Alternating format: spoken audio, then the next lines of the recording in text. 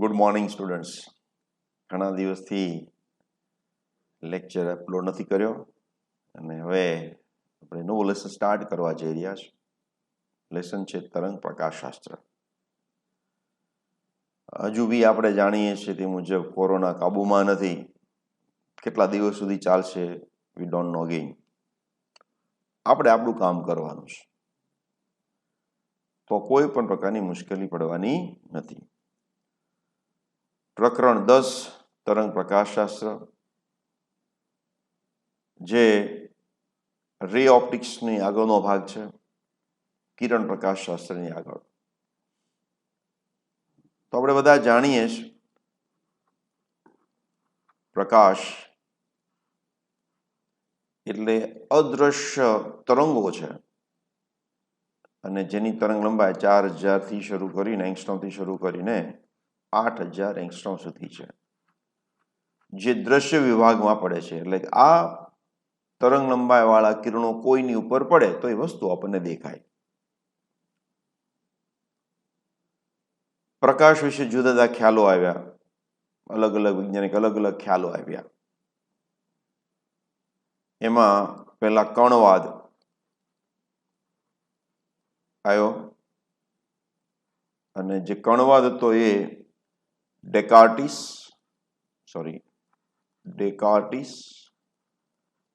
અને ન્યૂટન દ્વારા આપવામાં આવ્યો.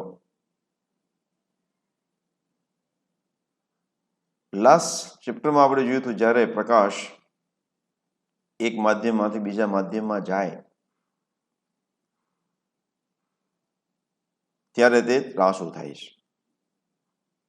જો આ પાતળું માધ્યમ હોય અને આ જો ઘટ્ટ માધ્યમ હોય તો ખૂણો છે નાનો બને, લંબ તરફ જાય. અહીંયા વેગ v1 હોય, અહીંયા વેગ v2 હોય, તો કણવાદ મુજબ v2 ગ્રેટર દેન v1 છે એવું બતાવેલું, જે હકીકતથી જુદું છે એ પછી ખબર પડી. પણ જ્યારે કણવાદ આપ્યો ત્યારે v2 ગ્રેટર દેન v1, ઘટ્ટ માધ્યમમાં વેગ વધારે અને પાતળા માધ્યમમાં વેગ ઓછો એવું કણવાદ મુજબ આપેલું. એ પછી હાઇગેન્સ નો સિદ્ધાંત આવ્યો, જે આ જે વાત હતી v2 ગ્રેટર દેન v1 એ ખોટું પાડ્યું અને v2 is less than v1 એવું બતાવ્યું.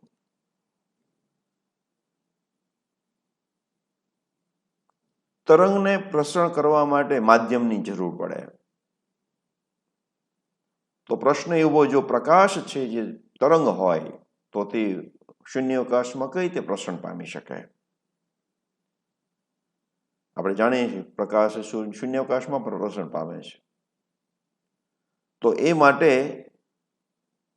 મેક્સવેલ નામનો એક મહાન વૈજ્ઞાનિક થયો, જેને પોતાના 4 સમીકરણો આપ્યા અને દર્શાવ્યું કે તરંગને પ્રસરણ માટે માધ્યમની જરૂર નથી પ્રકાશ માટે. અને આ જે સમીકરણો છે કેના છે? તો વિદ્યુત ચુંબકીય તરંગો માટે. વિદ્યુત ચુંબકીય તરંગો એટલે શું? તે કોઈ એક બિંદુ પાસે વિદ્યુત ક્ષેત્રમાં બદલાવ આવે તો ચુંબકીય ક્ષેત્ર બદલાય, ચુંબકીય ક્ષેત્રમાં બદલાવ આવે તો વિદ્યુત ક્ષેત્ર બદલાય. અને મેક્સવેલે આ વિદ્યુત ચુંબકીય તરંગનો વેગ માપ્યો અને આ વેગ કોના બરાબર આવ્યો? તો કે પ્રકાશના વેગ બરાબર. એટલે કે પ્રકાશ એ વિદ્યુત ચુંબકીય તરંગ છે તેવું પ્રસ્થાપિત થયું. હું આ થોડીક જ વાત આપને કરીશ. પ્રસ્તાવના ખૂબ જ મહત્વની હોય છે મિત્રો. ઘણી બધી આપણે લાંબી લાંબી કેલ્ક્યુલેશન કરીએ છીએ, પરંતુ આગળનું પ્રસ્તાવના નથી જોતા. નાના નાના પેરેગ્રાફ ન વાંચીએ, કે માત્ર ડેરિવેશન જ જોઈએ, દાખલાઓ બહુ ગણીએ, તો નાના નાના જે પેરેગ્રાફ છે પ્રસ્તાવનામાંથી ક્યારેક પ્રશ્નો આવે છે અને પ્રશ્નો આપણને નથી આવડતા, એને કારણે આપણે માર્ક લૂઝ કરવા પડે છે. જેમાં કઈ રોકડિયા માર્ક હોય, રીડિંગ કર્યું હોય તમને યાદ રહી જાય, બાયોલોજી જેવું છે. તો પ્રસ્તાવના લાઇન ટુ લાઇન રીડ કરજો, એક લાઇન બીજી લાઇન ત્રીજી લાઇન ક્રમશઃ એને માર્કિંગ કરતા જજો. અગત્યના લાઈનો આવે એ કોણે શું કીધું કે ડેકાર્ટીસ બની કે ક્યારેક પૂછવાની શક્યતા કયા વાદ મુજબ V2 > V1 છે, એવું કંઈક એવું આવે તો આપણને ખબર હોય. એટલે તમારે બધાને ખાસ હું આગ્રહભરી વિનંતી કરું છું કે પ્રસ્તાવના બરાબર વાંચી લેજો. એ પછી આ બધું આવી જાય પછી આપણે શું ભણવાના છીએ? તો એક તો હાઇગેન્સનો સિદ્ધાંત ભણવાના છીએ.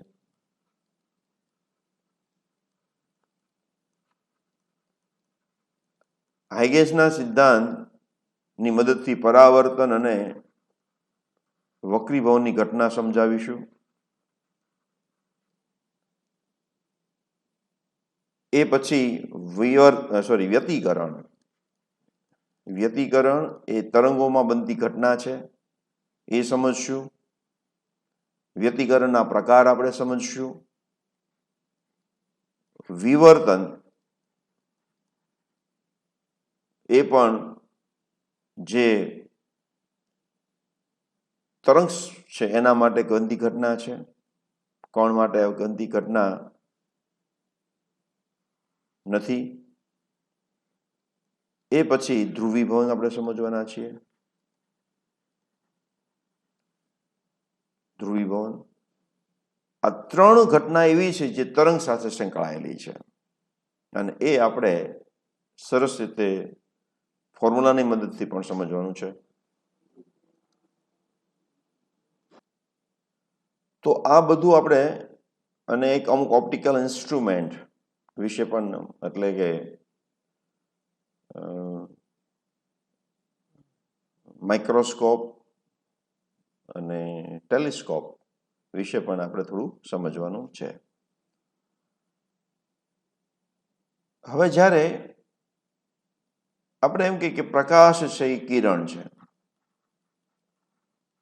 આગલા ચેપ્ટરમાં, અને અત્યારે આપણે એમ કહીએ તરંગ છે અને આપણે કણ પણ કહેવાના છીએ. તો તરંગનું પ્રસરણ થવું એટલે ધારો કે એક તરંગ આમ પ્રસરણ પામે છે,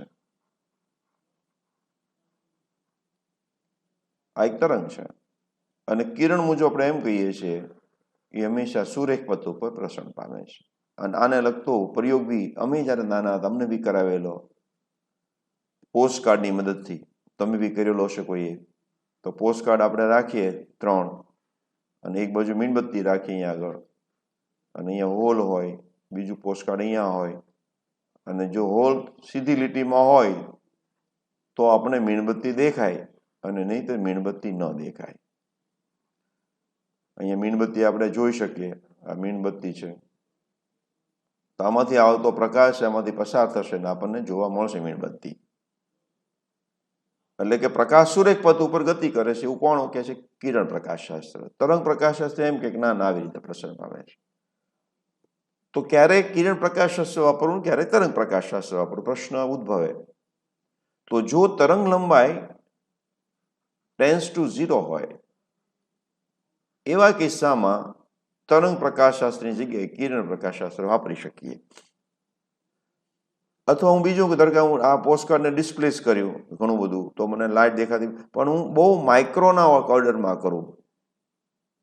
માઇક્રો સપોઝ તરંગ લંબાઈ આપણે એમ કહીએ કે 5000 છે એટલે માઇક્રો મીટરના ઓર્ડરમાં છે અને હું એનાથી બી ઓછી મૂવમેન્ટ કરીશ તો મને મીણબત્તી દેખાવાની છે. એટલે નાના ક્રમ માટે તરંગ લંબાઈ તરંગ પ્રકાશશાસ્ત્ર લાગુ પડશે. હું એને સહેજ ડિસ્પ્લેસ કરીશ, થોડું ખસેડીશ, તેમ છતાં મીણબત્તી દેખાય તો એનો અર્થ એવો થાય કે એ પ્રકાશ તો દેખાય છે તો કે સુરેખ પથ ઉપર નથી, થોડી ત્રાસી પણ દેખાય છે. અહીંયા આગળ ધારો કે એક આ ગોળો છે અને હું અહીંયા આગળ મીણબત્તી રાખું છું તો અહીંયાથી હું જોઈશ તો મીણબત્તી મને નહીં દેખાય, પણ અહીંયા હું એક સ્પીકર રાખું છું. શું રાખું છું? સ્પીકર રાખું છું. તો સ્પીકરમાંથી નીકળેલો અવાજ પાછો મને સંભળાશે. કેમ? તો કે પ્રકાશ છે આમથી નહીં, સોરી ધ્વનિ છે આમ જશે, કારણ કે ધ્વનિની તરંગ લંબાઈ છે એ પ્રકાશની તરંગ લંબાઈ કરતાં વધારે છે, ખૂબ જ વધારે છે. એટલે કે ધ્વનિ આપણને સંભળાય પણ પ્રકાશ આપણે જોઈ ન શકીએ. તો એ તરંગ લંબાઈ ઉપર આધાર રાખે છે. કેટલું પ્રકાશ તરંગ એટલે તરંગ વાંકું વળશે ત્રાસું થશે કે નહીં કોના પર આધાર રાખે છે તો કે તરંગ લંબાઈ. તો જ્યારે તરંગ અડચણ ધારો કે નાની હોત એક નાની બિંદુ હતો થાવ તો આ પાછી મીણબત્તી આપણે જોઈ શકીએ કારણ કે તરંગ લંબાઈના પ્રમાણમાં અડચણ છે એ નાની છે. તો આ બધી ચર્ચા આપણે કરીને કહી શકીએ કે તરંગ અને કિરણ બે એક જ છે પણ જો તરંગ લંબાઈને ધ્યાનમાં લેવામાં આવે તો તરંગ પ્રકાશ શાસ્ત્ર બને, તરંગ લંબાઈ ટેન્સ ટુ 0 લઈ લઈએ તો કિરણ પ્રકાશ શાસ્ત્ર બને. તો પ્રસ્તુત પ્રકરણમાં આપણે તરંગ લંબાઈને ધ્યાનમાં લેવાની છે, એને 0 નથી ગણવાની, તરંગ લંબાઈને ધ્યાનમાં લેવાની છે. અને તમે જાણો છો તરંગ લંબાઈ આગલા બીજો આવી ગયું છે એ શું છે તો કે 2π/k યાદ હશે તમને. કે એટલે કે તરંગ સદિશ, કે એટલે કે તરંગ સદિશ જે પ્રસરણની દિશામાં હોય છે, પ્રસરણની દિશામાં હોય છે. ઓકે, તો આપણે અત્યારે પ્રકાશને તરંગ તરીકે લઈને આગળની ચર્ચા કરવાની છે. તો આમાં તરંગની અંદર મેં તમને આગળ કીધું એમ જો ઇલેક્ટ્રિક ફિલ્ડ વેક્ટર હશે, દોલન કરે તો શું કરે, અને મેગ્નેટિક ફિલ્ડ વેક્ટર્સ. આ બંને સદિશો જે ક્ષેત્ર સદિશો છે એ આપેલા બિંદુએ દોલન કરતા હોય. અહીંયા ભલે મેં આમ બતાવ્યું પણ આ ધારો કે ઇલેક્ટ્રિક ફિલ્ડ આ રીતે જતું હોય તો મેગ્નેટિક ફિલ્ડ એને લંબ જતું હોય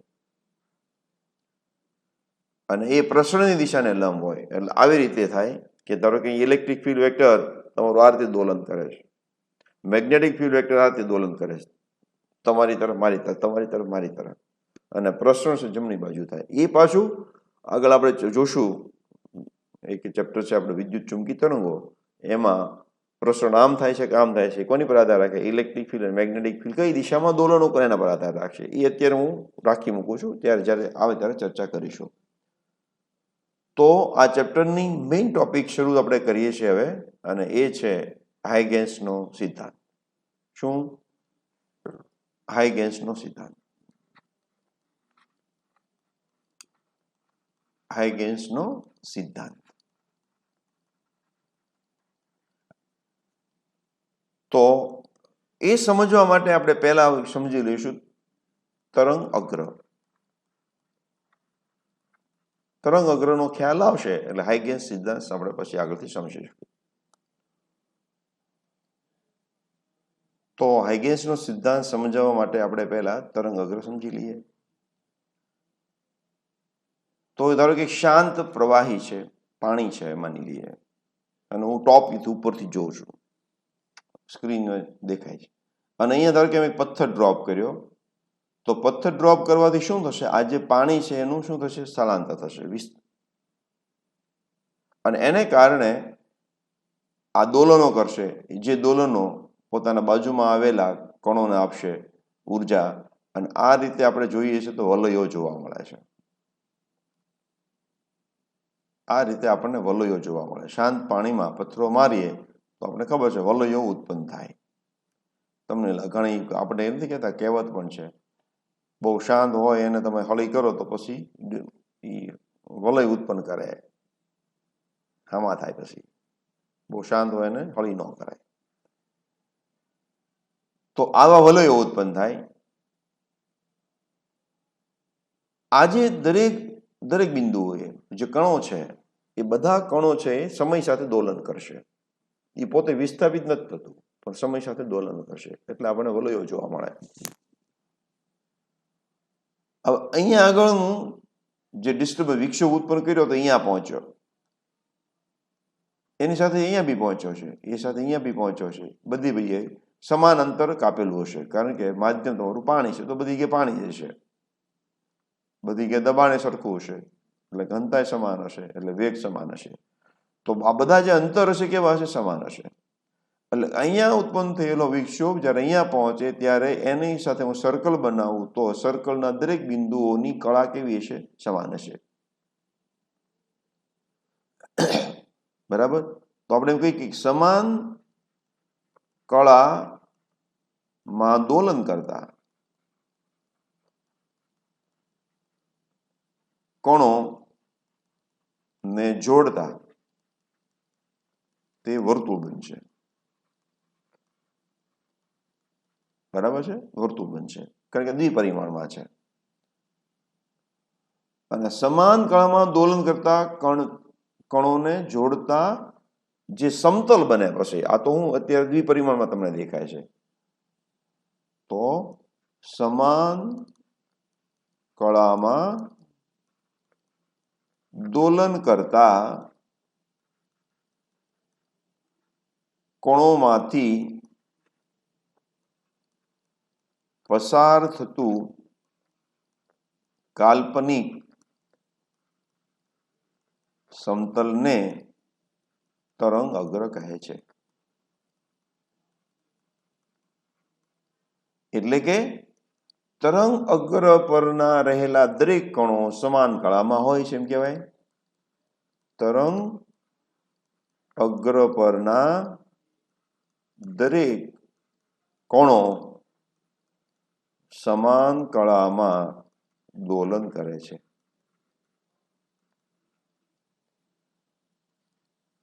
હવે ઉદ્ગમ અહીંયા થયું, પછી આમ જશે, તો આપણે એમ કહીએ કે આ તમે જોજો આ લંબ છે, તો તરંગની ઉર્જા તરંગ અગ્રને લંબ દિશામાં પ્રસરણ પામે છે એવું કહીએ. કઈ તરંગ ઉર્જા છે, તરંગ અગ્રને લંબ દિશામાં પ્રસરણ પામે છે. અને જે ઝડપથી તરંગ આગળ વધે એની તરંગ ઝડપ કહેવાય. જે ઝડપથી તરંગ અગ્ર બહાર તરફ ગતિ કરે તેને તરંગ ઝડપ કહેવાય છે.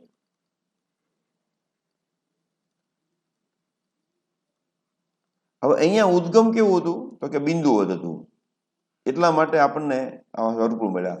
પણ હું ત્રિપરિમાણમાં વિચારું તો ગોળા બનશે. કારણ કે અહીંયા આગળ હું કહું, અત્યારે ભૂલી જાઓ પાણીની વાત, અહીંયાથી એક લાઇટ બહાર પાડી તો બધી બાજુ લાઇટ હરખી જશે. બધી બાજુ માધ્યમ સરખું હશે તો બધી દિશામાં સરખા અંતર કાપેલા હશે ત્રિપરિમાણમાં, તો કેવો બનશે? ગોળો. તો તરંગ અગ્રનો આકાર કોની પર આધાર રાખે? તરંગ અગ્રનો આકાર ઉદ્ગમ પર આધાર રાખે છે. હવે એટલું તો મેં પહેલા કીધું. હવે ફરી વાર બીજું વિચારીએ કે જો માધ્યમ બંનેમાં જુદું જુદું હોય તો શું? તો એ કહેતા પહેલા હું બે શબ્દ તમને સમજાવવા માંગુ છું. આમ તો આવી ગયેલું છે, તેમ છતાં રિપીટ કરું છું. આઇસોટ્રોપિક અને હોમોજીનિયસ. આઇસોટ્રોપિક અને હોમોજીનિયસ, સમાંગ અને સમદિગ્ધર્મી ગુજરાતીમાં એમ કહેવાય. હોમોજીનિયસ એટલે આ સમાંગ થઈ ગયું, અને સમદિગ્ધર્મી આનો અર્થ શું થાય છે? સમદિગ્ધર્મી આવું કહેવાય છે. ઓકે, સમાંગ. સમાંગ એટલે શું? તો કે દૂધની અંદર આપણે ગ્લુકોઝ એડ કરીએ તો હજી સમાંગ નથી, પરંતુ એને આપણે સ્ટર કરી દઈએ, હલાવી નાખીએ, હોમોજીનાઇઝ થઈ જશે, એટલે એને સમાંગ કહેવાય. બધી જગ્યાએ સુગર હશે તો એ સમાંગ કહેવાય. તો સમદિગ્ધર્મી કોને કહેવાય? તો હું ધારો કે અહીંથી લાઇટ ફેંકું ને અહીંયા જાય, અહીંયાથી ફેંકું નહીં આવે, તો બંને વખતે સમય સમાન લીધેલો હોય, અહીંયાથી અહીંયા જેટલો સમય લગાડે એટલો જ અહીંયા, તો એને એમ કહેવાય સમદિગ્ધર્મી. એટલે આ દિશામાં વેગ જુદો હોય ને આ દિશામાં વેગ જુદો જુદો હોય તો કહેવાનું કે સમદિગ્ધર્મી નથી. વેગ જુદા જુદા હોય તો સમદિગ્ધર્મી ન કહેવાય. બરાબર? તો હવે આના પરથી હું કહું, ધારો કે આ મારું એક બલ્બ છે, માની લઈએ આ બલ્બ છે, એમાંથી લાઇટ બહાર આવે છે, તો એટલું અંતર કાપશે, બધી બાજુ સરખું જ કાપશે જો બધી દિશામાં વેગ સરખા હશે તો. અને આ બધાને હું જોડી દઉં તો શું બનશે? ગોળો બનશે. દ્વિપરિમાણ શું બનશે? વર્તુળ. પણ ત્રિપરિમાણ ગોળો બની જશે. તો આ એક તરંગ અગ્ર બની ગયું. પરંતુ હું એમ કહું કે આટલા ભાગની અંદર હું એમ કહું કે પાણી ભરેલું છે, તો અહીંયા વેગ ઓછો હશે. અહીંયા વેગ ઓછો હશે આટલા ભાગમાં, કારણ કે અહીંયા પાણી ભરેલું છે. તો ત્યાં આગળ અંતર મારું કેવું કપાશે? ઓછું કપાશે, કારણ કે પાણીમાં વેગ કેવો હોય? ઓછો હોય. તો આ બધા કણો છે સમાન કળામાં હશે, ચોક્કસ છે, પણ આની કળા નાની કળા સરખી છે, એટલે આકાર કંઈક આવો બની જશે. તો તમે જો ગોળાકાર બદલાઈ ગયો, તો તમે અમુક અંશે એમ કહી શકો કે તરંગ અગ્રનો આકાર માધ્યમ પર પણ આધાર રાખે છે. તો કે તરંગ અગ્ર નો આકાર માધ્યમ પર આધાર રાખે છે.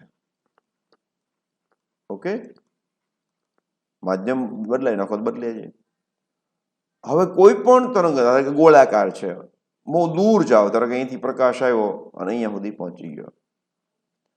હવે અહીંયા હું 1 સેન્ટીમીટરનો ટુકડો લઉં, અવળો દેખાશે. અહીંયા 1 સેન્ટીમીટરનો ટુકડો લઉં તો અવળો દેખાશે, બરાબર છે?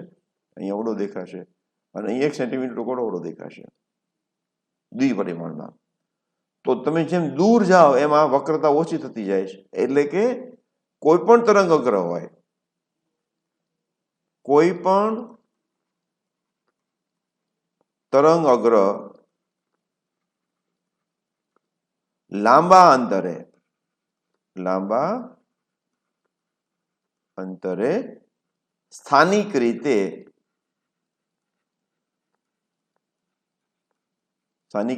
સમતલ છે. સમજમાં આવ્યું? સ્થાનિક રીતે કેવું છે? સમતલ છે. જો રેખીય ઉદ્ગમ હોય તો તમને નળાકાર મળશે, બિંદુવત હોય તો ગોળાકાર મળશે, પ્લેન આકારનું હોય, પેલી ટ્યુબ લાઇટો આવે છે ને, તો એમાંથી નીકળતું તરંગ સમતલ જ પહેલેથી જ. તો તરંગ અગ્ર ઉદ્ગમ ઉપર આધાર રાખે છે, બરાબર? તો આ વાત તરંગ અગ્ર વિશેની જ વાતો થઈ. હવે હું એક પ્રશ્ન બનાવું કે x જેટલા અંતરે રહેલા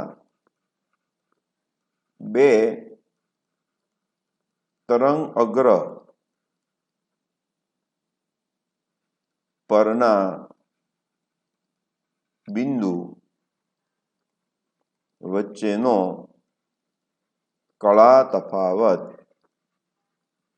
કેટલો? આવો બીજો પ્રશ્ન આપો પાછો. આવો બે વચ્ચે ભેદ સમજો તમે. અત્યારે તમને ખબર પડશે, પણ જયારે એક્ઝામ પૂછે તે બોલા ભૂલ કરે. x જેટલા અંતરે રહેલા એક જ તરંગ અગ્ર પરના બે બિંદુ વચ્ચે નો કળા તફાવત કેટલો? સમજમાં આવ્યું? પ્રશ્નમાં ભેદ છે. આ તરંગ અગ્ર જુદા જુદા છે, આ એક જ તરંગ. તો આનો જવાબ એક જ તરંગ અગ્ર પરના બે બિંદુ ગમે એટલા અંતરે હોય, x અંતરે હોય કે x/2 કે 3x અંતરે હોય, તો આનો જવાબ આવશે 0. જ્યારે અહીંયા આવશે તમારે ફોર્મ્યુલા લગાડવી પડશે. કયું ફોર્મ્યુલા લગાડવી પડશે? તો જો લેમડા જેટલું અંતર હોય તો 2π કળા તફાવત હોય, x અંતર હોય તો કેટલું? કારણ કે બે તરંગ અગ્રો જુદા જુદા છે. આવડે આવશે 2π/λ×x. તમને આ આમ તો જૂનું ભણાવેલું છે, પણ હવે થોડો ફેરફાર. એક જ તરંગ અગ્ર હોય તો શૂન્ય લેવાનું. સમજમાં એવું? કેમ કે આ મારું તરંગ અગ્ર છે, આ એક બિંદુ આ બિંદુ ગમે એટલા અંતરે લઉં તો બેની કળા સરખી જશે, એટલે તે તરંગ અગ્રનો ભાગ બન્યો. પણ આ એક બિંદુ અહીંયા લઉં અને બીજું બિંદુ અહીંયા લઉં તો બેની કળા જુદી જુદી હોય. ખબર પડી? તો આવી રીતે પ્રશ્નો જ્યારે આવે ત્યારે થોડું ધ્યાન આપણે આપવું પડશે કે એક્ઝેક્ટ પ્રશ્ન શું છે. એટલું થિંકિંગ કરી જુઓ. તો આ આપણું તરંગ અગ્ર છે, મેં કીધું એ મુજબ, અને આ એની પ્રસરણ દિશા છે. તો તરંગ અગ્રને લંબ પ્રસરણની દિશા દર્શાવતું જે છે લાઈન એને આપણે કિરણ કહીએ છીએ. તો પ્રકાશનું કિરણ અને તરંગગ્રહ વચ્ચેનો ખૂણો કેટલો થશે? 90 ડિગ્રી. તો એક લાસ્ટ લાઈન આપણે લખીએ, તરંગ અગ્ર અને પ્રકાશ કિરણ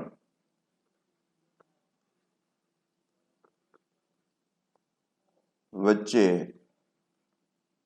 નો ખૂણો 90 ડિગ્રીનો હોય છે. બરાબર છે? તો આ આપણી લાસ્ટ લાઈન આપણે યાદ રાખશું. હવે હાઇગેન્સનો સિદ્ધાંત પહોંચી ગયા છે આપણે, તો કે તરંગ અગ્ર વિશે આપણને ખ્યાલ આવી ગયો છે.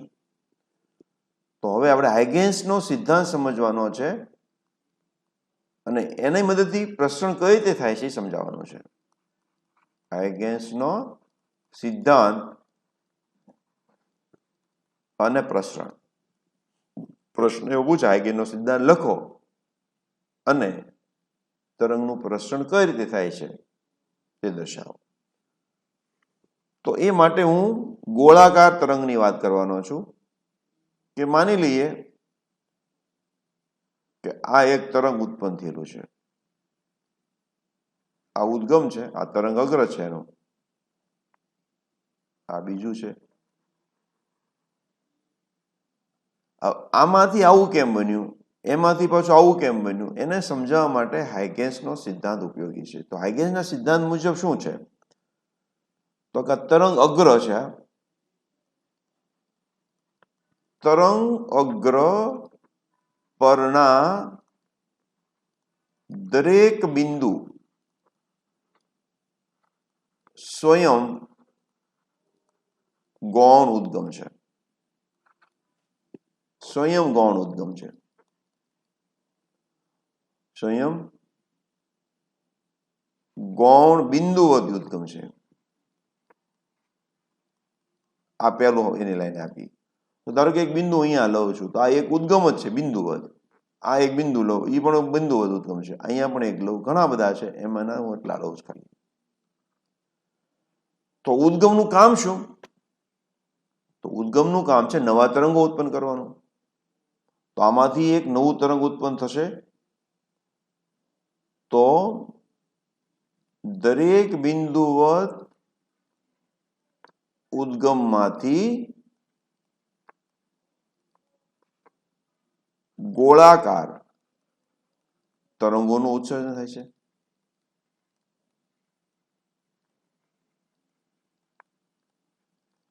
બરાબર છે? તો આમાંથી ટાવ સમય ક્યાં પહોંચશે? તો ટાવ સમયમાં કાપેલું અંતર બરાબર વી ઇન્ટુ ટાવ. જ્યાં ટાવ વી શું છે? તો કે વેગ છે. તો આમાંથી અહીંયા પહોંચી ગયું છે, અહીંયાથી અહીંયા પહોંચી ગયું છે, અહીંયાથી અહીંયા પહોંચી ગયું છે, અહીંયાથી અહીંયા પહોંચી ગયું છે. એટલે આ એક ખરેખર તો બધી બાજુ છે, પણ હું એક એટલું બનાવું છું, એટલે આ એક વર્તુળ બનશે. આમાંથી હું બીજું વર્તુળ બનાવી શકું. ખબર પડી? ભલે એકબીજાને કાપે, કોઈ વાંધો નથી. આમાંથી બની છે. તો આવા બધા તરંગો નવા બની ગયા. આ બધા નવા તરંગો છે. સરખી ત્રિજ્યા કેન્દ્ર અહીંયા રાખવાનું. ઓકે. અને આ કેટલું અંતર છે? તો કે વી ઇન્ટુ ટાવ. આ બધા વી ઇન્ટુ ટાવ જ છે. હવે આને પરિસ્પર્શતું નવું પૃષ્ઠ લેવાનું. આને પરિસ્પર્શતું પૃષ્ઠ એટલે આ. એ કેટલા અંતરે મળ્યું તો તમને આ? તો કે વી ઇન્ટુ ટાવ અંતરે મળશે. તો કે ગૌણ તરંગોને પરિસ્પર્શતું સમતલ એ નવા તરંગ અગ્ર નું સ્થાન આપે છે. તો આ મારું નવું તરંગ અગ્ર થયું. ધારો કે અહીંયા હું એમ કોઈ A1 A2 હતું, એમાંથી થઈ ગયું B1 B2 અને એમાંથી થઈ ગયું C1 C2. તો C1 C2 એ આ નવું T બરાબર 0 લીધું છે. તો C1 C2 એ ટાઉ સમયનું તરંગ અગ્ર છે, બરાબર. તો આ રીતે આપણે જોઈએ એ મુજબ આમાંથી આમ જશે, અહીંયાથી આમે જશે, આમાં જો સરખી આકૃતિ દોરીએ તો બધું થઈ જાય વ્યવસ્થિત, બરાબર છે. તો આ પ્રસરણ આમ થાય છે. તો પાછો પ્રશ્ન એ ઉદ્ભવે આપણને કે પ્રશ્ન બહારની દિશામાં કેમ પ્રશ્ન થાય, બેકવર્ડ દિશામાં કેમ ન થાય? તો અમુક અંશે હાઇજેન્સ સમજૂતી આપેલી છે, પરંતુ વેવ મિકેનિક્સની રિગરસ કેલ્ક્યુલેશનથી આપણે ફાઇનલી બતાવી શકીએ કે બેકવર્ડ ડાયરેક્શનમાં કેમ નથી થતું. પણ એ આપણા